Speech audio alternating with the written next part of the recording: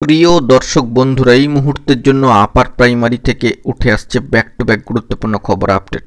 Upper primary 2016 এবং আপার প্রাইমারির ক্ষেত্রে 2012 আপার মামলায় আজ কেসের জরুরি সংবাদ, অর্ডার পাস্ট। দেখুন একেবারে অন স্ক্রিনে।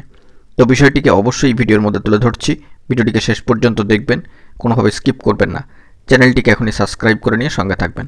তো চলুন কথাবার্তা না বাড়িয়ে আমরা মূল টপিকেই ফোকাস করি। বন্ধুরা, আপার প্রাইমারি ক্ষেত্রে 2012 আপার মামলায় চলে যাচ্ছি কেসের স্ট্যাটাসে। অন স্ক্রিনে আপনারা দেখতে পাচ্ছেন আজকে মহামান্য কলকাতা হাইকোর্টের সিঙ্গেল বেঞ্চে, অবশ্যই ফিক্সড ম্যাটারে, অনারেবল জাস্টিস সম্মানীয় বিচারপতি রায় চট্টোপাধ্যায় মহাশয়ের এজলাসে 2012 আপার মামলা কিন্তু ছিল এবং সে অনুযায়ী লিস্টও ছিল। লিস্টেও মামলা থাকার কারণে কার্যত এই মামলার যে পরবর্তী শুনানির দিনক্ষণ তা কিন্তু চলে এসেছে।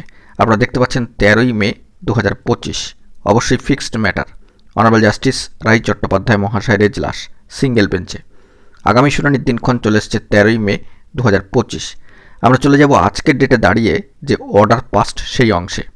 দেখতে পাচ্ছেন মহামান্য কলকাতা হাইকোর্টের অ্যাপিলিয়েটেড সাইট থেকে 28/4/2025 আজকের ডেটে দাঁড়িয়ে অবশ্যই কিন্তু এই মামলার ক্ষেত্রে অর্ডার পাস্ট, ফিক্সড ম্যাটার, পরবর্তী শুনানির দিনক্ষণও দেখতে পাচ্ছেন। এবার বলা প্রয়োজন যে এই মামলার ক্ষেত্রে অর্ডার জেনারেটেড হয়ে গিয়ে আপলোডেড হলেই সবটা আপনাদের সামনে নিয়ে আসতে পারবো, তখনই বিস্তারিত ব্যাখ্যা আকারে সবটাই কিন্তু তুলে ধরবো। তো এটা গেল 2012 আপার মামলার খবর। এর পাশাপাশি 2016 আপার প্রাইমারির ক্ষেত্রে কন্টেম মামলায় আগামীকাল কি হয় না হয় সেই দিকে আমাদেরকে লক্ষ্য রাখতে হবে। পাশাপাশি পরবর্তী প্রসিডিওর শুরুর ক্ষেত্রে অফিসিয়াল নোটিফিকেশন কবে আসবে না আসবে সেই সংক্রান্ত বিষয় কিন্তু আমরা নজরে রাখছি। যাবতীয় বিষয় পর্যবেক্ষণে রয়েছে, জরুরি তথ্য পেলে তৎক্ষণাৎ তুলে ধরবো।